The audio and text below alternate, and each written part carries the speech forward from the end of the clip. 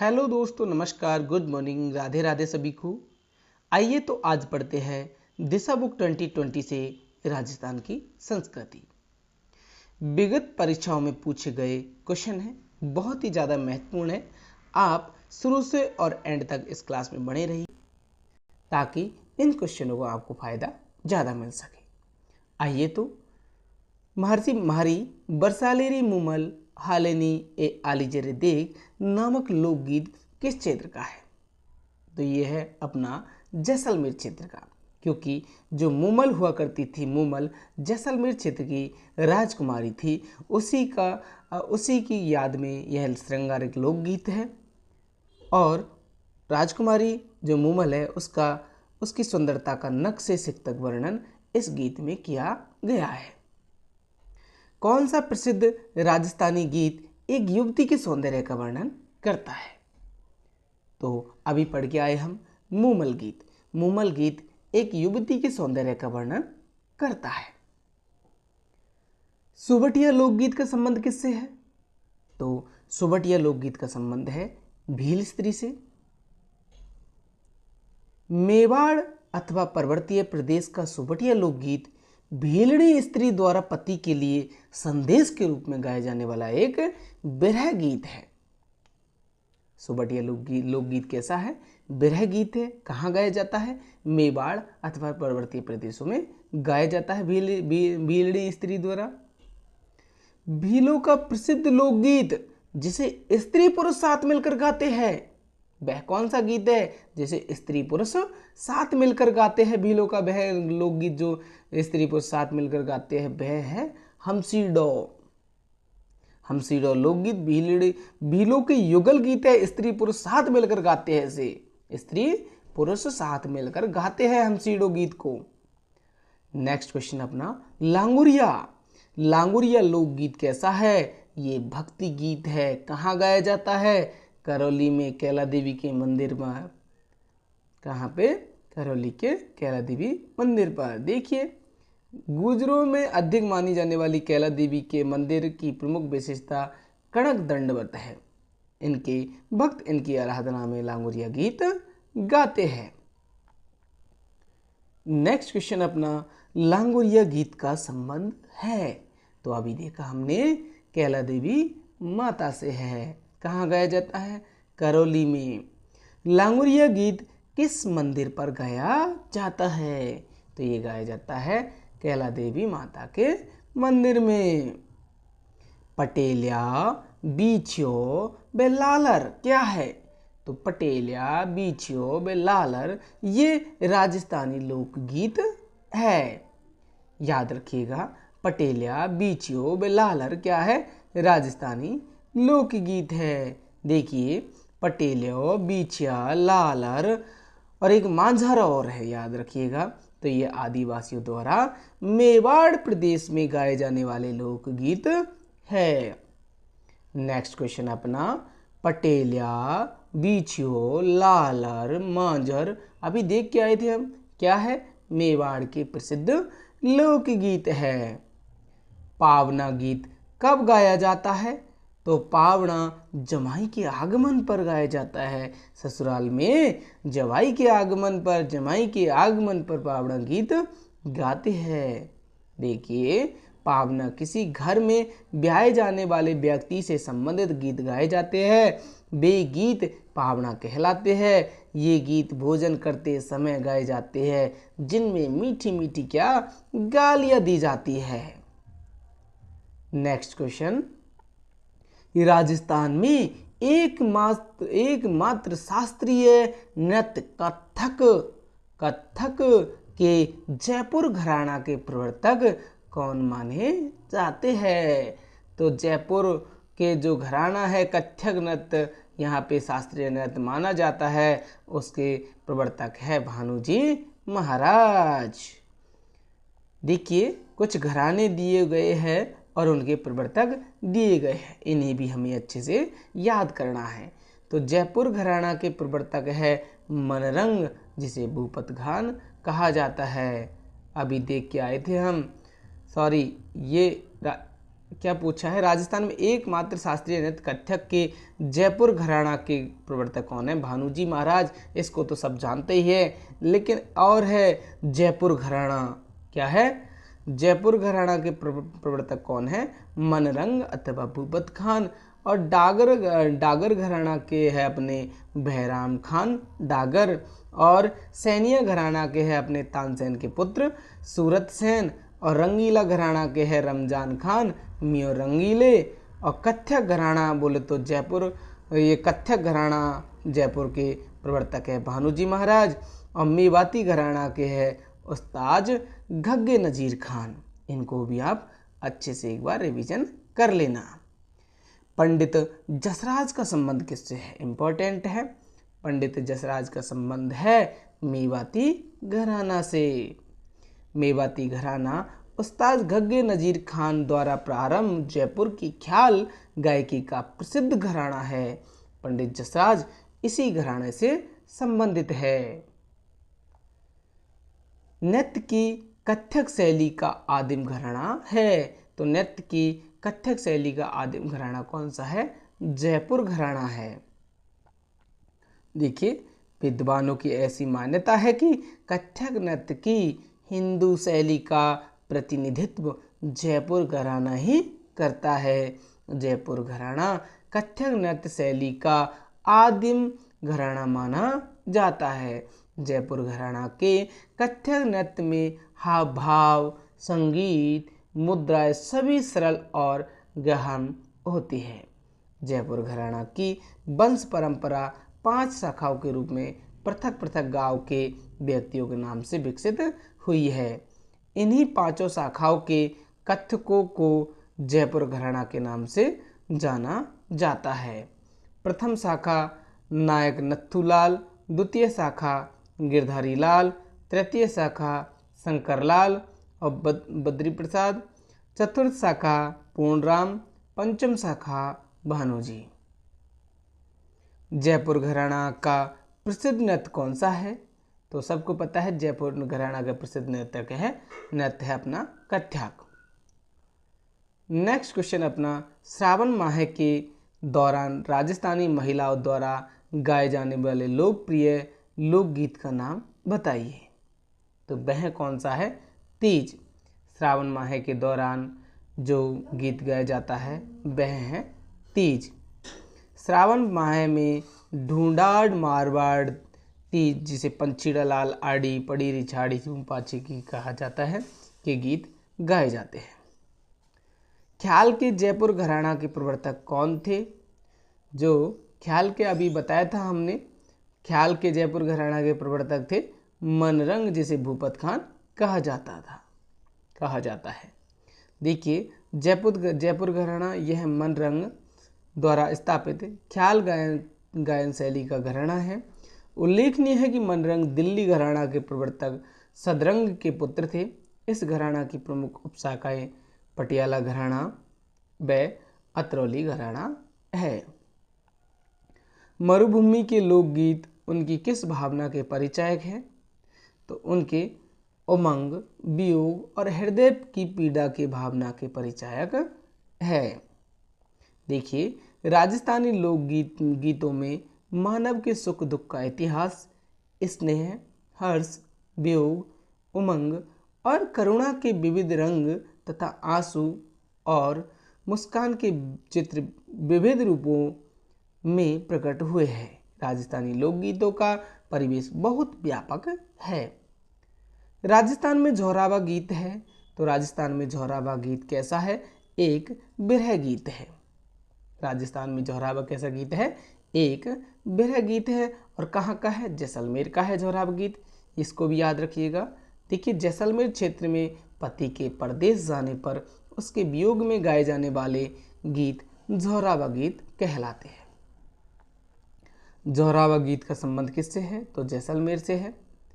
Very very important question है सारे। Next, Holar क्या है? तो होलार राजस्थानी लोकगीत में होलार राजस्थानी लोकगीत में जो किसके अवसर पर गाया जाता है? तो किसके अवसर पर होलार गाया जाता है? शिशु के जन्म पर। होलार कैसा गीत है? शिशु के जन्म पर होने पर होलार गीत गाया जाता है। देखिए, पुत्र जन्मोत्सव पर जच्चा अथवा होलार नामक मंगल गीत गाया जाता है। यह सामूहिक रूप से गाया जाने वाला लोकगीत है। निम्नलिखित में से कौन सी गायकी लोक गायकी की श्रेणी में सम्मिलित नहीं है? तो कौन सी नहीं है? ध्रुपद नहीं है।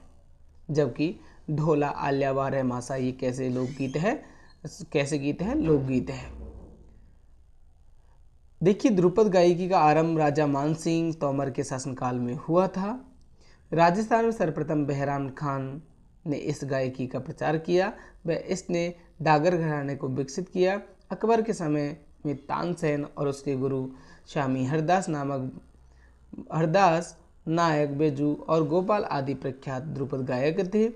ज्ञातव्य है कि राजस्थान की प्रथम एवं एकमात्र महिला ध्रुपद गायकी कौन थी? डॉक्टर मधुभट्ट तेलंग। इसको थोड़ा सा याद रखिएगा कि राजस्थान की प्रथम एवं एकमात्र महिला ध्रुपद गायकी कौन थी? डॉक्टर मधुभट्ट तेलंग। ध्रुपद गायकी का आरंभ किसके शासनकाल में हुआ था? तो ये हुआ था राजा मानसिंह तोमर के समय। किसका संबंध ध्रुपद से है? तो ये स्वामी हरिदास का हमने व्याख्या में देखा था अभी। आगे आते हैं, राजस्थान की प्रथम ध्रुपद गायिका कौन थी? ये भी हमने व्याख्या में देखा था। कौन थी? मधुभट्ट तेलंग राजस्थान की प्रथम गायिका थी। राजस्थान की प्रथम ध्रुपद गायिका थी कौन? मधुभट्ट तेलंग। राजस्थान के उमर फारूक मेवाती का संबंध किस क्षेत्र से था?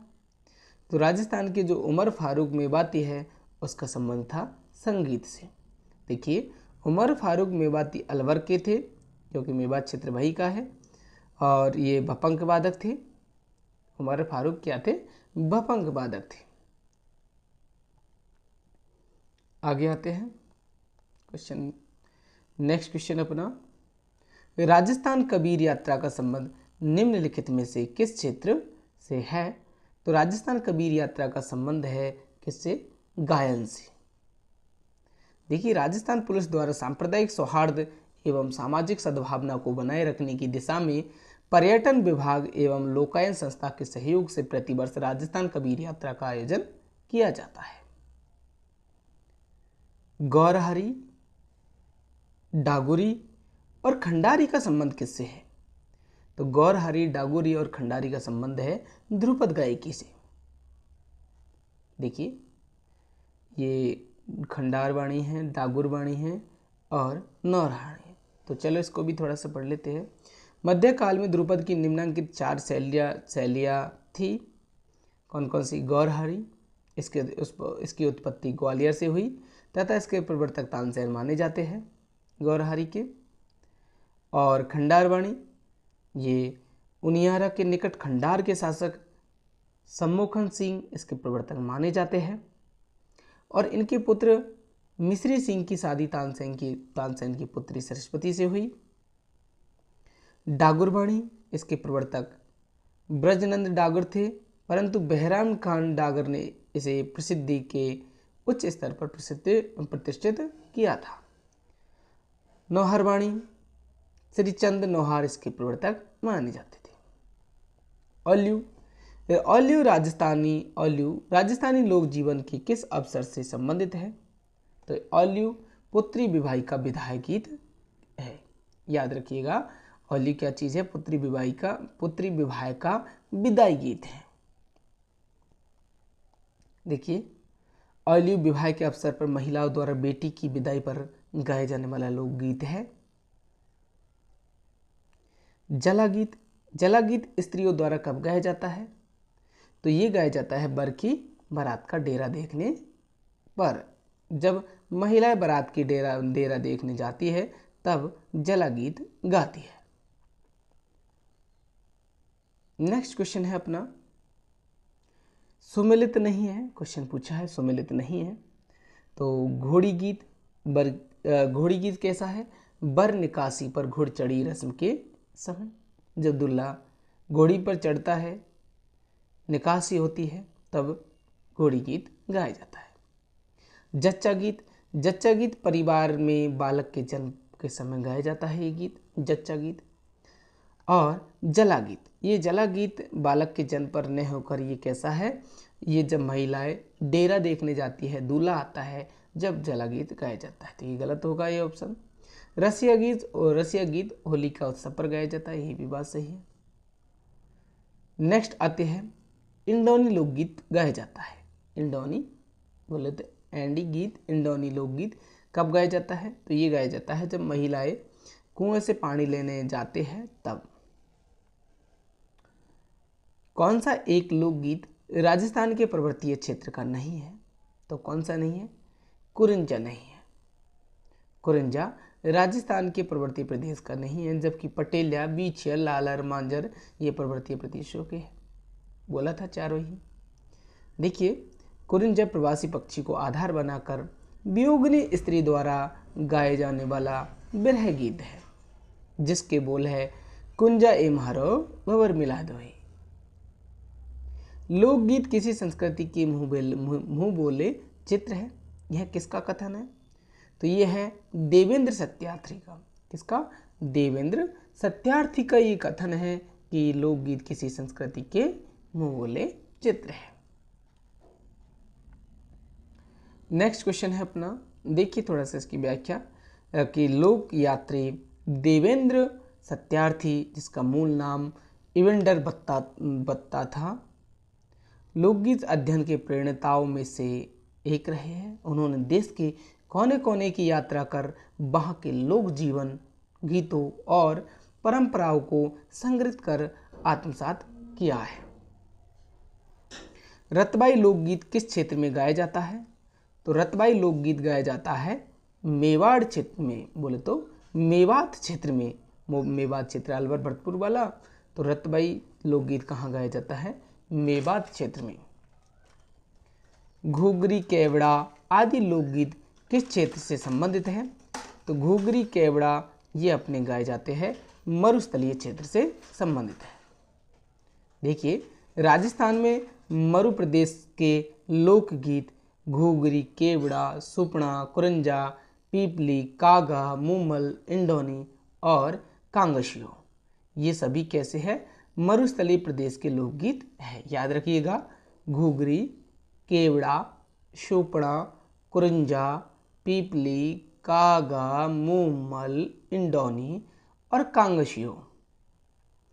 कुरंजा, पीपली, घुघरी, केवड़ा क्या है, तो अभी देखा हमने, राजस्थानी लोकगीत है, मध्य प्रदेश में गाए जाने वाले लोकगीत है। चिरमी राज्य के कौन से क्षेत्र में मिलती है, तो चिरमी ये पूर्वी मैदानी प्रदेश में मिलती है। चिरमी राज्य के पूर्वी मैदानी प्रदेश में मिलती है। आगे आते हैं, नेक्स्ट पढ़ेंगे हम। नेक्स्ट पार्ट है अपना राजस्थान संस्कृति से लोक वाद्यंत्र एवं संगीत जीवी जातियां। पहला क्वेश्चन, राजस्थान का राज वाद्यंत्र कौन सा है, तो यह है अपना अलगोजा। देखिए, अलगोजा राजस्थान का राज वाद्यंत्र है, जो बांसुरी की तरह होता है। इसका मुंह कलम की तरह कटा होता है। दो अलगोजों के कटे भाग को मुंह में कर फूंक के माध्यम से इन्हें बजाया जाता है। इसमें 7 अथवा 4 छिद्र होते हैं। याद रखिएगा, कितने छिद्र होते हैं, 7 अथवा 4 छिद्र होते हैं। बांस नली से निर्मित इस सुशिर वाद्यंत्र अलगोजे पर 2020 में 5 रुपये का डाक टिकट जारी किया गया है। वादक प्राय 2 अलगोजे एक साथ मुंह में रखकर बांसुरी की तरह बजाते हैं। यह वाद्यंत्र मुख्य रूप से भील व कालवेलिया जनजाति द्वारा बजाया जाता है। नेक्स्ट क्वेश्चन, अलगोजा वाद्यंत्र में कितने छिद्र होते हैं, तो ये होते हैं 4 अथवा 7। इसलिए इस क्वेश्चन को डिलीट कर दिया गया था। निम्न में से कौन सा वाद्यंत्र बांसुरी की तरह होता है, तो बांसुरी की तरह होता है अलगोजा वाद्यंत्र। मुंह से बजाया जाने वाला वाद्यंत्र है, तो मुंह से बजाया जाने वाला वाद्यंत्र कौन सा है, अलगोजा है। नेक्स्ट, कौन सा सुशिर वाद्यंत्र है, तो सुशिर वाद्यंत्र कौन सा है, अलगोजा है। नेक्स्ट, सुमिलित करना है। देखिए, एक तारा कैसा है, ये अपना तत् वाद्यंत्र है, और अलगोजा सुशिर वाद्यंत्र है, झांझ घन वाद्यंत्र है, और मांदल अवनद वाद्यंत्र है। नेक्स्ट देखिए, इसके बारे में थोड़ा सा देख लीजिए। अवनद वाद्य यंत्र कौन कौन से होते हैं? जो चमड़े से बने होते हैं। और तत् वाद्य यंत्र कैसे होते हैं? जो तार से बंधे होते हैं, तार लगा होता है जिनमें। और सुशिर वाद्य यंत्र जो फूंक से बजाए जाते हैं। और घन वाद्य यंत्र जो धातु से निर्मित होते हैं। देखिए, अवनद वाद्य यंत्र कौन कौन से हैं? खंजरी, चंग, ढप, ढेरू, धौसा, तासा, कुंडी, गड़गड़ाड़ी, मादल, ढोल, डमरू, ढोलक, ढाक, मकर, मृदंग, पखावज, नौवत, नगाड़ा, माड़, दमामा और माठा। ये सभी क्या है? अवनद वाद्य यंत्र हैं, चमड़े से बने हुए वाद्य यंत्र हैं। तत् वाद्य यंत्र अपने रावण हत्ता है, सारंगी, जंतर, एकतारा, कमायचा, चौतारा, तंदूरा, भपंक, रबाज, रबाब, चिकारा, गुजरी, दुकागो और सुरिंदा। ये क्या है? तत् वाद्य यंत्र है, जिनमें थोड़ा सा इंपॉर्टेंट रखिएगा। रबाज, कमायचा, एकतारा। आगे आते हैं सुशिर वाद्य यंत्र। सुशिर वाद्य यंत्र सतारा, इसको इंपॉर्टेंट है क्योंकि सतारा ऐसा लगता है जन तत् वाद्य यंत्र है, लेकिन ये क्या है? सुशिर वाद्य यंत्र है। पुंगी, अलगोजा, सहनाई, मसक, टोटो, नड़, मोरचंग, बाकिया, बंसी, बैली, मुरली, शंख, सिंगी, तरही, कर्णा, नागफनी और सुरनाई। ये कैसे वाद्य यंत्र है? सुशिर वाद्य यंत्र है। जबकि घन वाद्य यंत्र मंजीरा, झांझ, टंकोरा, खड़ताल, घुरालियो और रमझोल, ये सभी क्या है? घन वाद्य यंत्र है। नेक्स्ट क्वेश्चन अपना इन्हीं से, जो आपने व्याख्या देखी है उन्हीं से रिलेटेड क्वेश्चन है। मुंह के द्वारा बजाए जाने वाला वाद्य यंत्रों में से निम्नलिखित में से कौन सा नहीं है? तो हमें पता है रबाज, ये कैसा वाद्य यंत्र है? अभी देख के आए थे हम। देखिए, रबाज तत् वाद्य यंत्र है। कैसा है? तत् वाद्य यंत्र है। तो ये सुशिर वाद्य यंत्र नहीं है। जबकि अलगोजा, सतारा और मसक, ये कैसे है? सुशिर वाद्य यंत्र है। निम्न में से कौन सा वाद्य यंत्र अवनद श्रेणी में आता है? तो अवनद श्रेणी में आता है अपना मादल। मादल अवनद श्रेणी में आता है। जबकि ये मंजीरा कैसा है? घन वाद्य यंत्र है। तो इसी प्रकार आपको याद रखना है ये क्वेश्चन। निम्नलिखित में से कौन सा घन लोक वाद्य यंत्र नहीं है? तो ये बाकिया कैसा है? सुशिर वाद्य यंत्र है। कैसा है? सुशिर वाद्य यंत्र है। जबकि मंजीरा, चीपिया और हकल, ये कैसे है? घन वाद्य यंत्र है।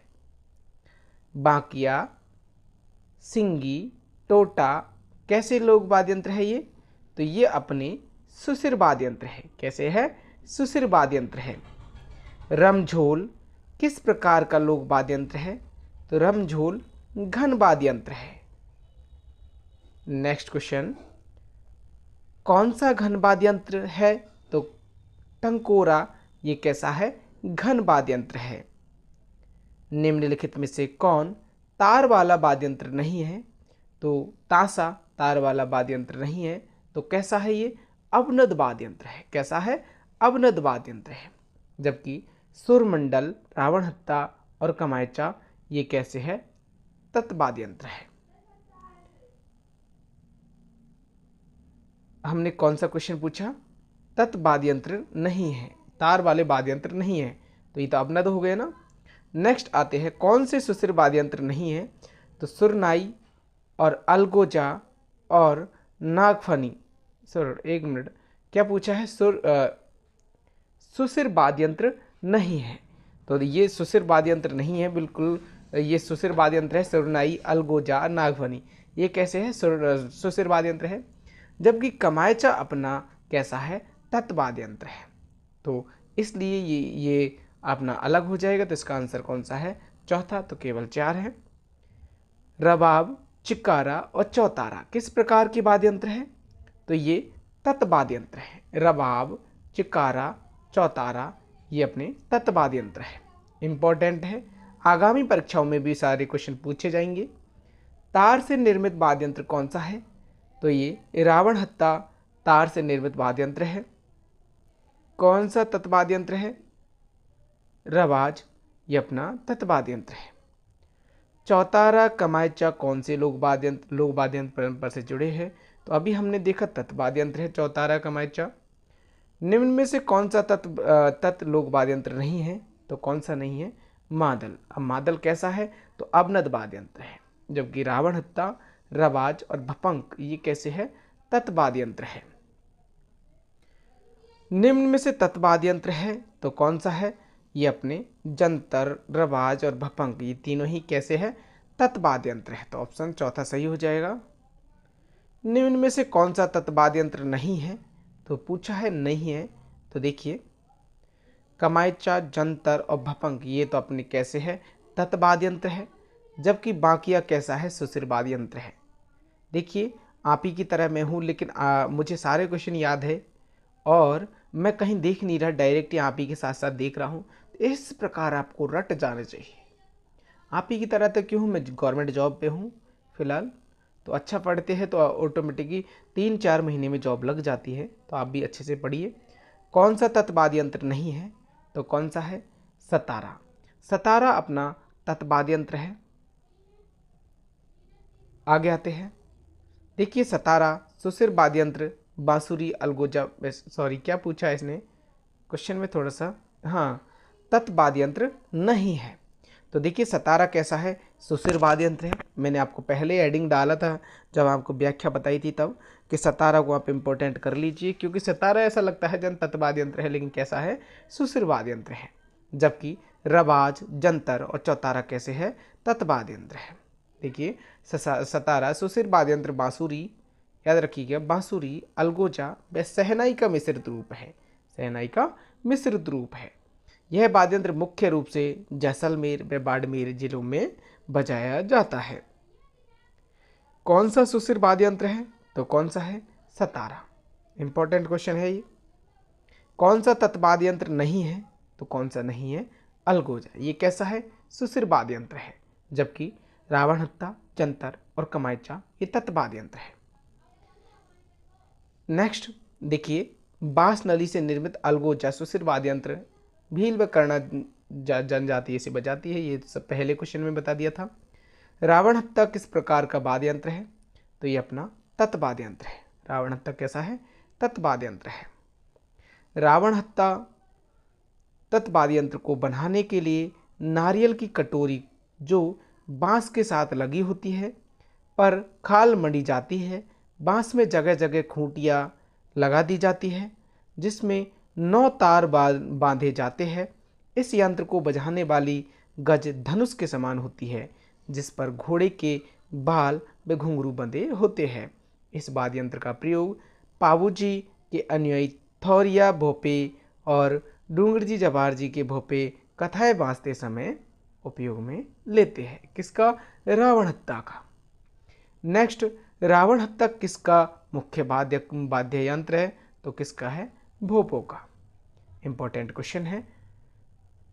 नेक्स्ट क्वेश्चन, फड़ बांधते समय पावूजी के भोपों का वाद्य यंत्र कौन सा है? तो ये है रावण हत्ता।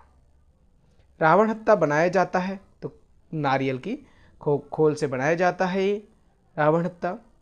निम्नलिखित में से किस लोक वाद्य यंत्र में बांस का लंबा तना होता है जिसमें बकरी के चमड़े की तरह ढका आधे नारियल का खोल जुड़ा होता है?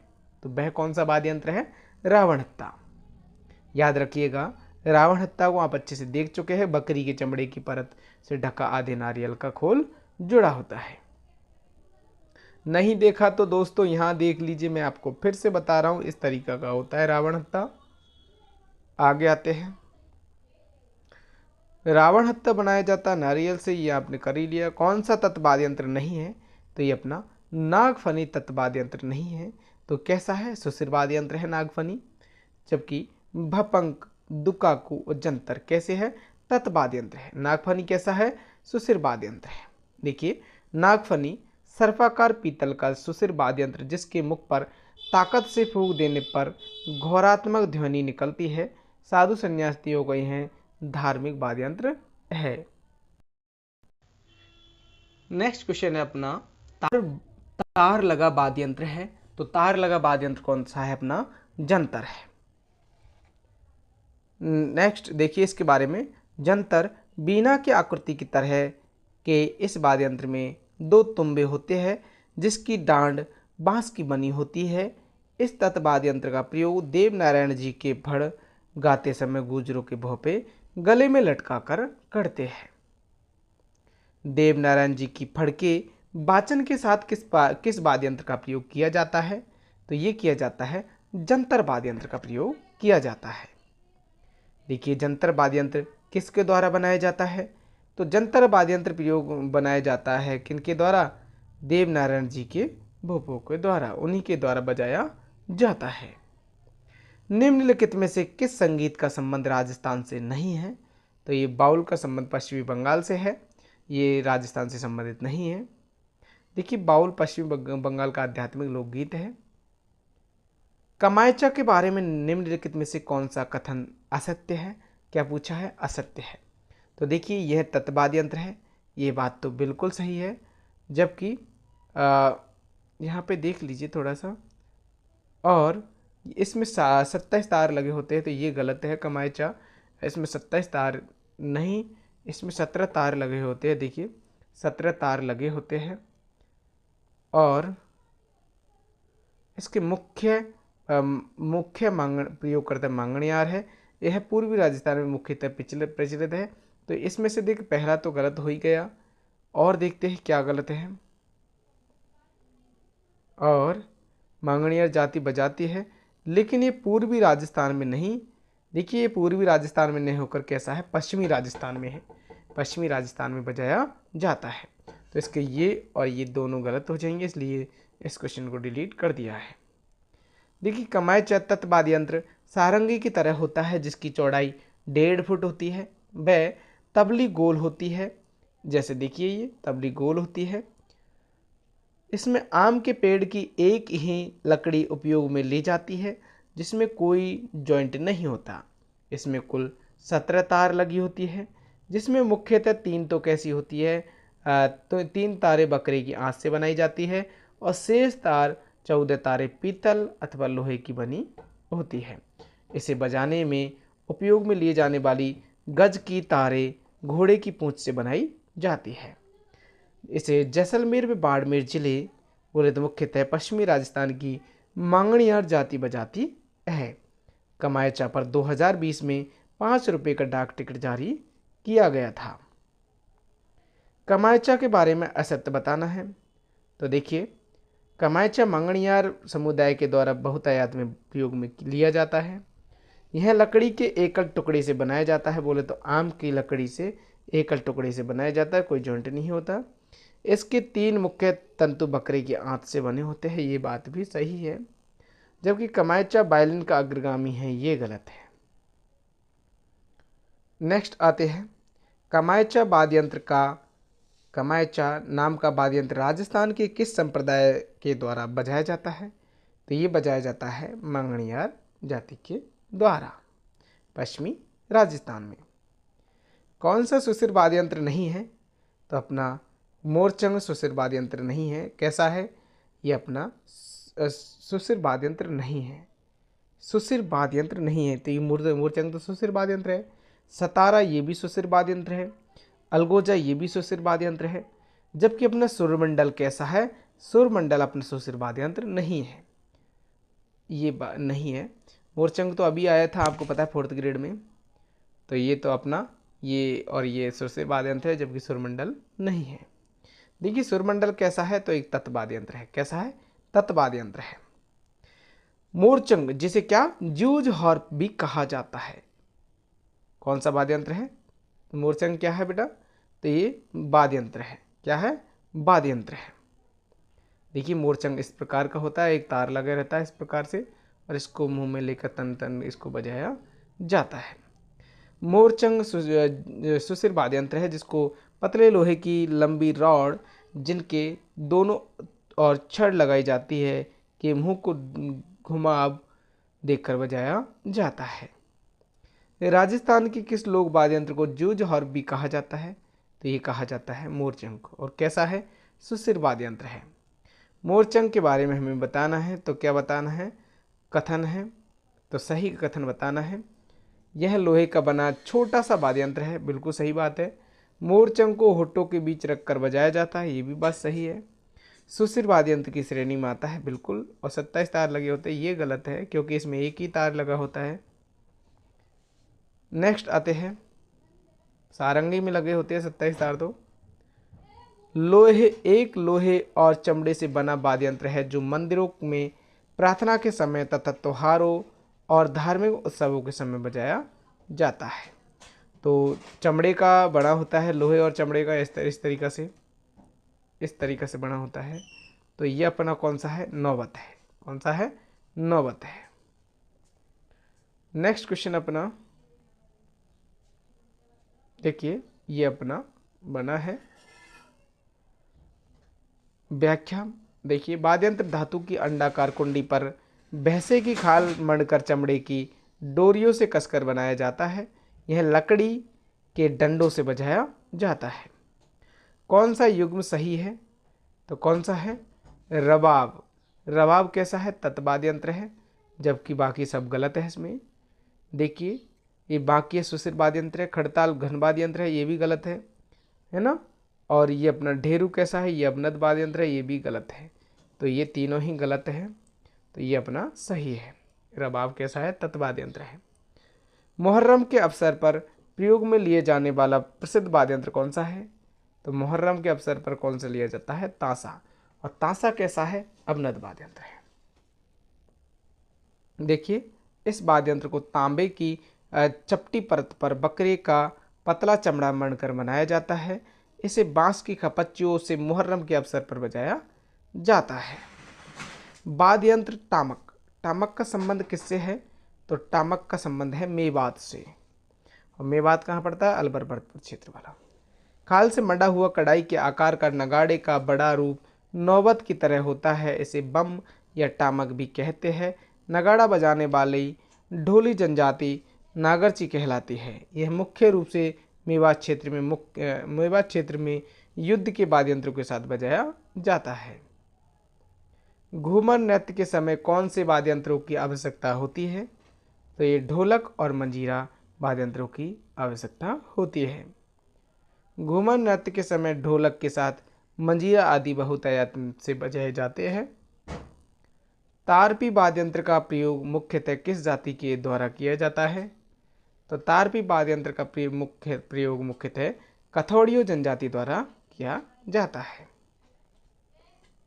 देखिए, कथौड़ी जनजाति के लोक वाद्य यंत्र गौरिडिया, तारपी, थालीसर, घोरिया या खोकरा, पावरी, टापरा, तारपी, लौकी के एक सिर पर छेद कर बनाया जाने वाला वाद्य यंत्र जो महाराष्ट्र के तारपाल लोक वाद्य यंत्र के समान है, यह सुशिर श्रेणी का वाद्य यंत्र है।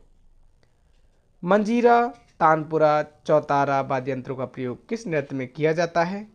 तो ये किया जाता है तेरह ताली नृत्य में। मंजीरा, तानपुरा और चौतारा वाद्य यंत्रों का प्रयोग किया जाता है तेरह ताली नृत्य में। तेरह ताली नृत्य में मुख्य वाद्य यंत्र एकतारा, चौतारा, मंजीरा, तंदूरा होते हैं। ढेरू जो अवनद वाद्य यंत्र है, वाद्य यंत्र को आम की लकड़ी पर दोनों ओर चमड़ा मढ़कर बनाया जाता है।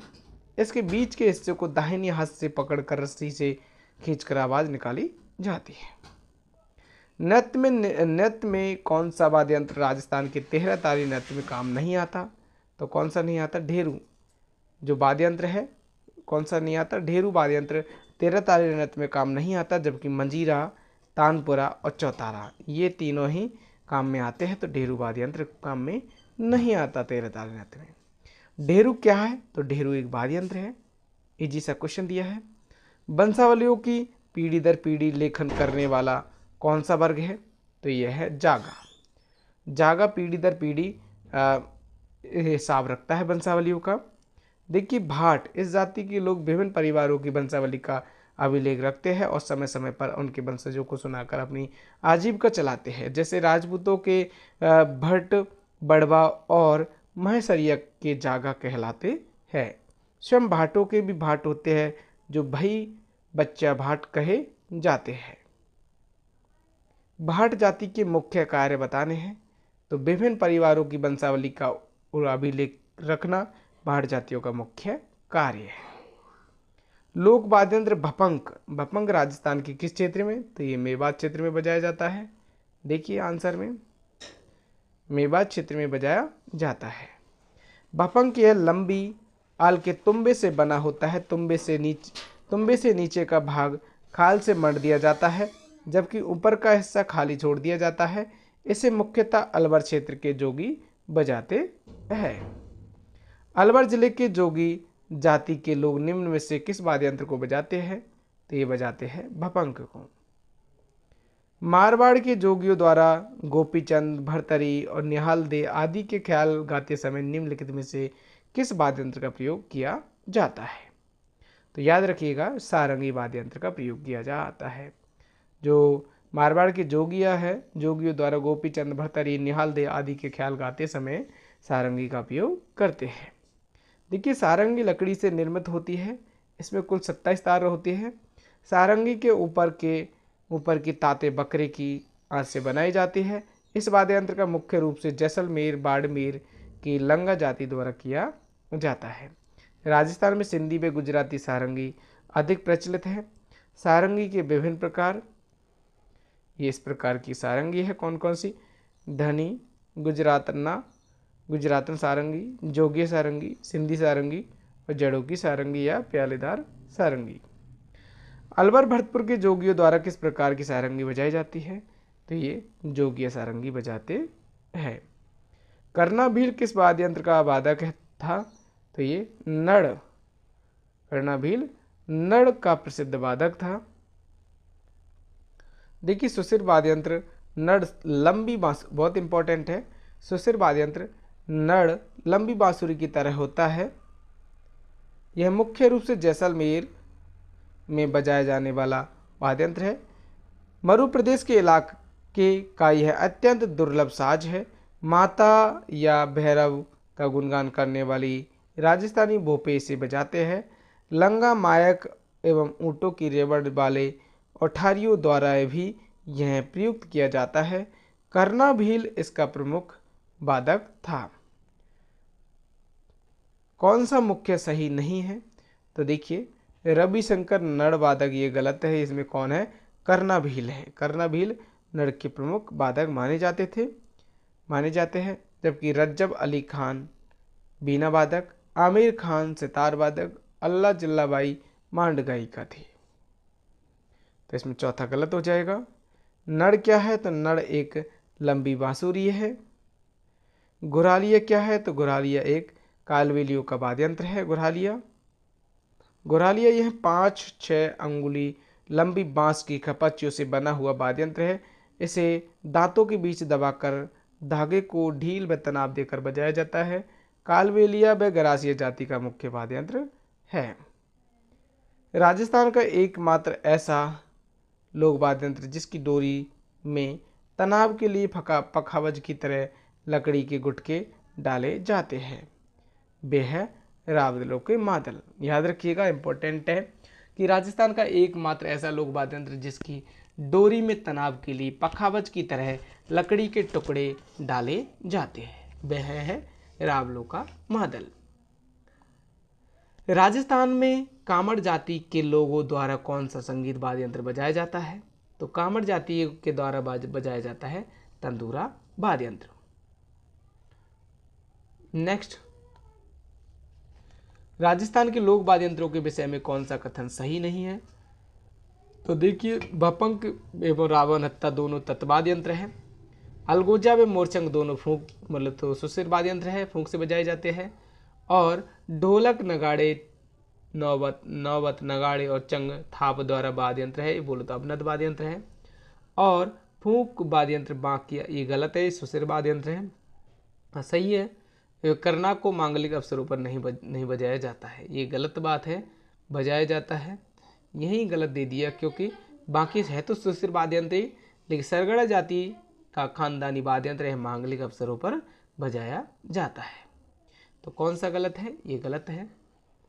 आगे आते हैं सुमिलित करना। तो आपको इतना तो लग गया होगा कि भपंक कौन है? भपंक के तो और नड़ के कौन से हैं? नड़ के तो अपनी कर्णाभील है। और जहूर खान मेवाती ये भपंक वादक है। रामनाथ चौधरी, ये रामनाथ चौधरी अलगोजा बजाते हैं, 5 मिनट तक नाक से बजा सकते हैं। और खड़ताल, खड़ताल के सदीक खान। देखिए एक ही याद नहीं था तो 3 तो हमें याद थे, तो इसी प्रकार आपको कर देना जरूरी है। चारों ही याद थे मैं मानता हूँ, लेकिन थोड़ा सा ऐसे निकालते हैं कि नड़ नड़ करना भी पड़े थे हमने। भपंक जहूर खान मेवाती और अलगोचा रामनाथ चौधरी 5 मिनट तक नाक से बजा सकते हैं। खड़ताल सद्दीक खान। नेक्स्ट आते हैं अपना रामनाथ चौधरी का संबंध किस वाद्य यंत्र से है, तो सबको पता है अलगोजा बजाते हैं। आगे आते हैं जहूर खान किस लोक वाद्य यंत्र से संबंधित है, तो ये भपंक वादक है जहूर खान मेवाती। किस लोक वाद्य यंत्र में महारत होने से साकर खान को 2012 में पद्मश्री से सम्मानित किया गया था, तो ये किया गया था कमायचा वादक है साकिर खान। देखिए लोक वाद्य यंत्र कमायचा वादन कमल साकर खान जैसलमेर निवासी मांगनिया जाति के प्रसिद्ध लोक कलाकार है, 2012 में पद्मश्री से सम्मानित किए गए। राजस्थान के प्रसिद्ध पखावज वादक है, तो कौन से हैं, पंडित पुरुषोत्तम दास। राजस्थान के प्रसिद्ध पखावज वादक है पंडित पुरुषोत्तम दास। पुरुषोत्तम पखावजी नाथ द्वारा के प्रसिद्ध पखावज वादक, भारत सरकार ने इन्हें पद्मश्री से अलंकृत किया।